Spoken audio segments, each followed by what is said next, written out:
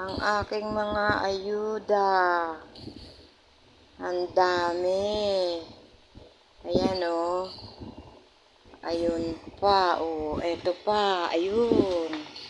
Ayan pa. Hindi magkasa sa isang Hindi magkasa sa mesa. Mga gamit sa bahay. Tapos, eto, mga pagkain. Ayan. Yan yung aking ayuda. Ayan pa ang nasa ref. Ayan. Ayan.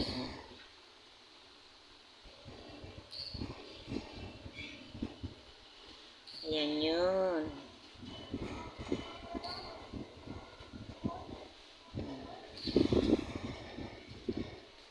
Ito ang pakain sa aso. Baboy at manok at itlog. Pinakukuluan ko na sa asin. Okay yan. Para sa mga aso yan. Baboy at manok. Puro laman pa. Saka mga itlog. Meron yata 15 itlog eh.